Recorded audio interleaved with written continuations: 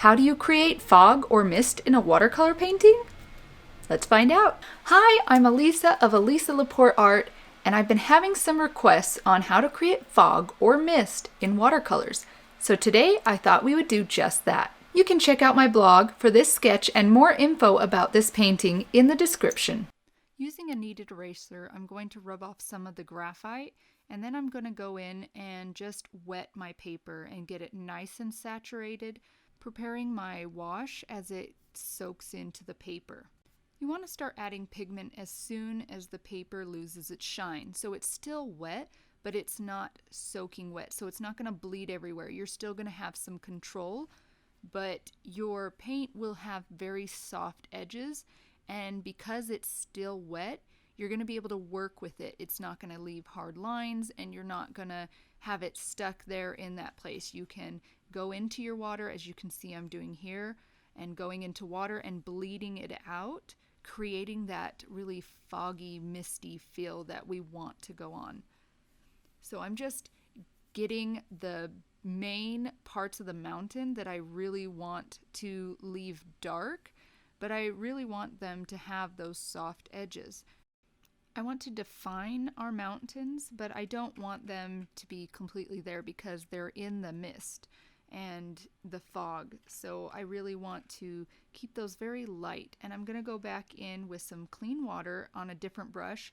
That way I'm not having to rinse my brush, go into water, and go into the paint. So I just have one brush with paint and one brush with clean water, and just go kind of back and forth, bleeding out and blending out where I want that mist. And if you think about mist, it's not going to be just white. And I think sometimes we forget that. It's going to have layers and gray tones and maybe even other colors depending on what is in the background. Like this, it will have little bits of green because it's up in those mountains and it is reflecting the green off of there. If you had maybe some artificial light, you might have some yellows or oranges within that mist, or if it's got the sun shining through it. So just remember, it's not going to just be white.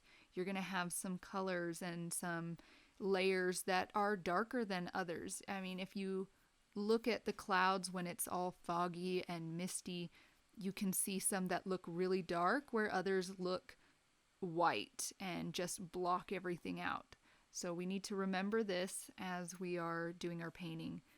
Just using this paper as it is wet, still very damp, not drenching wet, because if we do that, then it'll just bleed and we won't have any control. Remember to wait until the shine just disappears and you'll have a lot more control. And you want to go in with your paint being thicker and having more pigment than your initial wash of water that you put on it, because with it being still wet and having that thickness of paint, again, you're going to have more control over your painting. You're going to be able to lay in those lines and have them stay there. They're not going to bleed out, and you're going to miss all of that. Now I'm starting to go in to the foreground and defining what's going on there. This won't be as much in the mist, but it'll help make everything else appear very misty and foggy.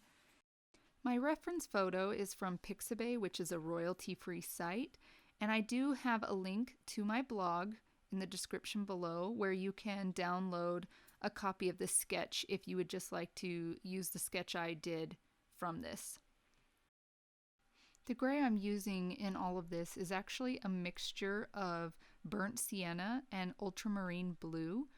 I like that it has both the warm and the cool tones, and if I push it more towards the warm side of the burnt sienna or the cool side of the ultramarine, I can get different effects depending on where in the picture I'm using it. I really love this mixture. It gives it a very soft, velvety feel. I will link all the paints that I'm using in the description below, so be sure to check that out. I've let this first layer dry completely. And now I'm going to go in with a second layer, working wet on dry this time, and just adding a little bit more detail to those foggy, misty clouds that are there. Just darkening up some areas so that it pushes the white even more and pushes those darks even more, so I get a feeling of depth.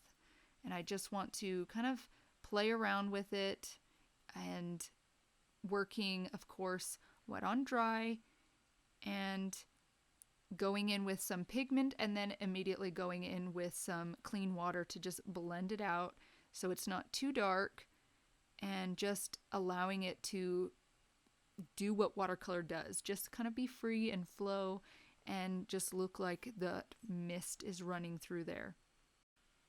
Going in on this right hand side, I'm going to finish laying down my foreground, getting all that stonework in, making sure that I have everything in place, and I'm going to allow that to dry, and I will switch over to the left hand side, creating more details in the stone and the rocks on that side of the painting.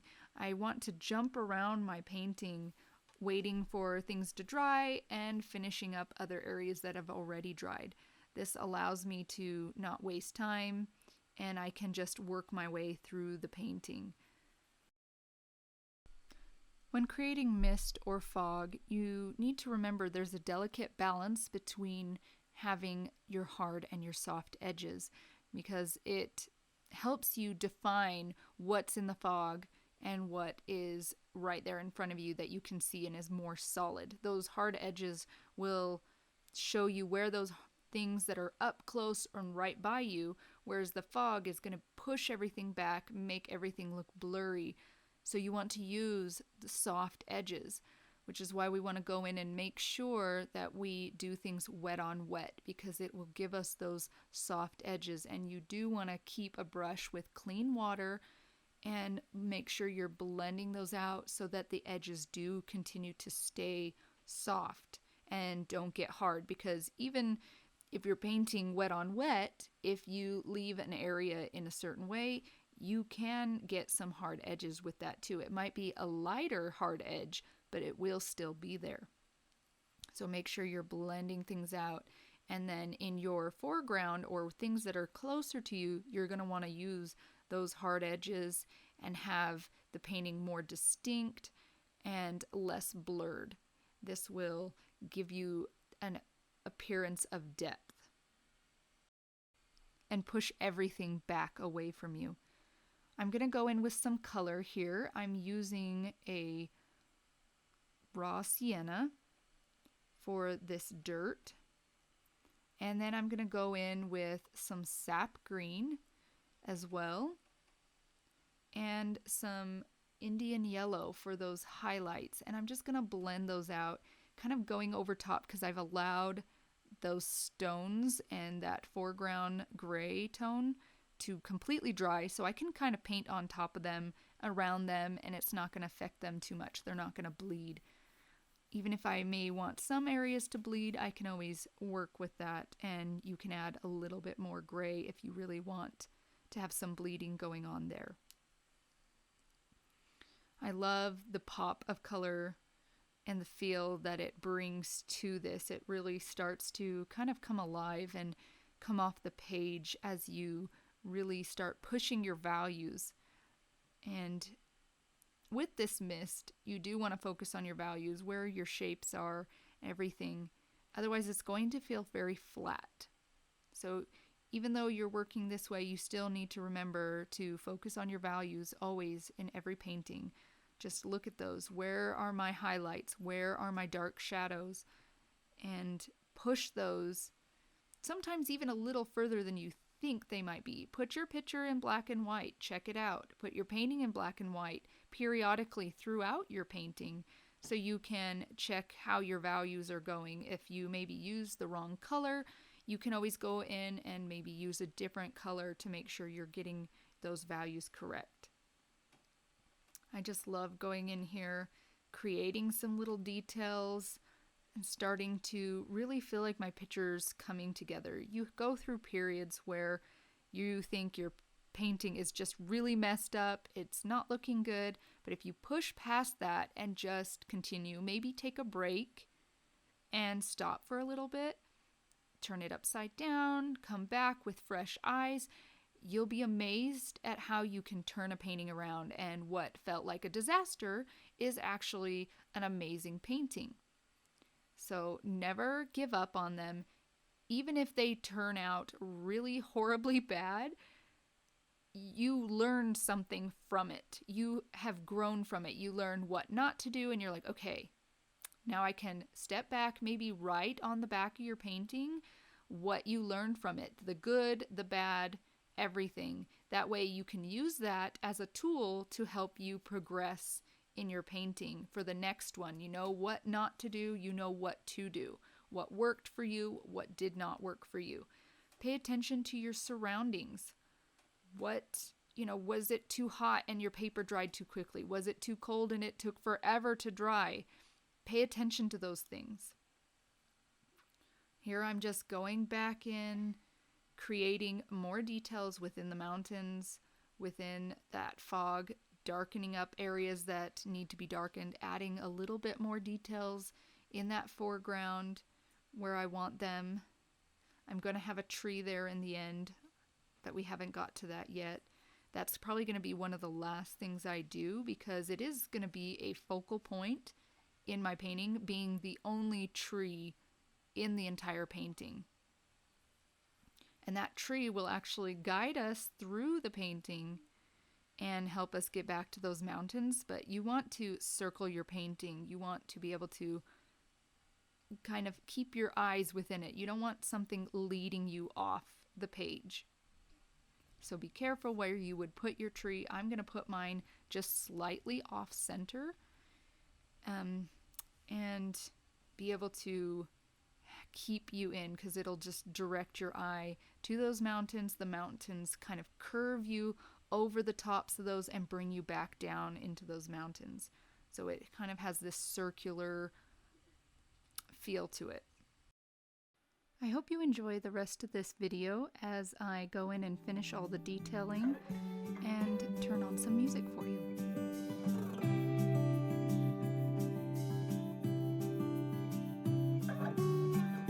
I know you've heard it all before, but you are the love of my life.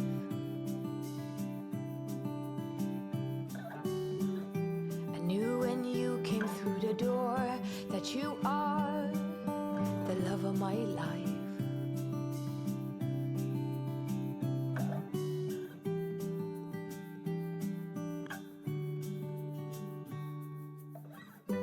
Nothing's hard, everything is easy with you around. No bombards, everything is easy when you come around. Hold on now.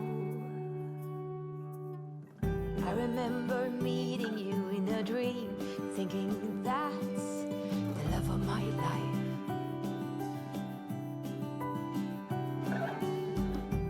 Most handsome man I'd ever seen. I said, you must be the love of my life. Hold on now.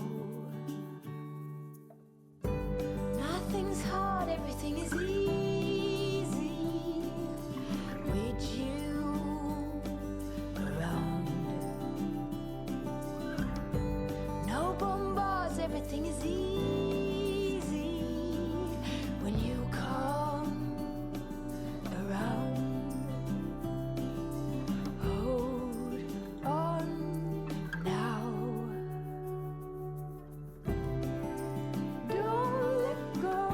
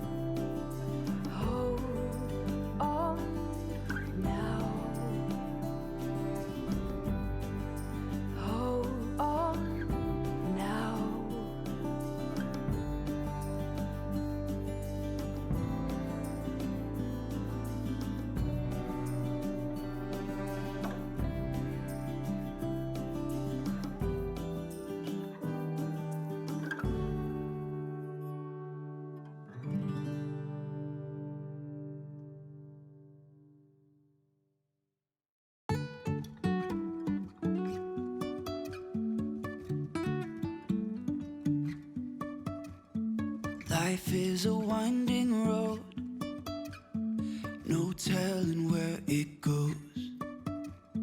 Driving through days and nights, won't stop for traffic lights. And I really wanna know if I will ever figure out where the road goes. Even if I'm falling down, I will keep on searching for my highs. You can say I lost my mind, I will keep on holding my head high, even if the sky is falling down.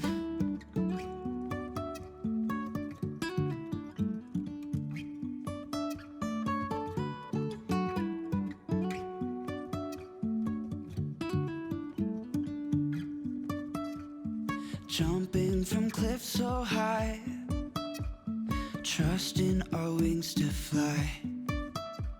Sometimes we're crashing down, but we get up and start from the ground. And I really wanna know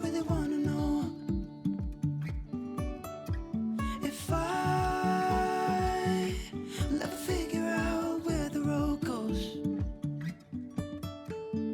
Even if I'm falling down, I will keep on. If you learned a lot in this tutorial, let me know of some other techniques you would like to paint with me in the comments below. Thanks for watching. Don't forget to subscribe. It really helps me out. And don't forget to click that bell so you can be notified when I upload new videos. And I'll see you in the next one.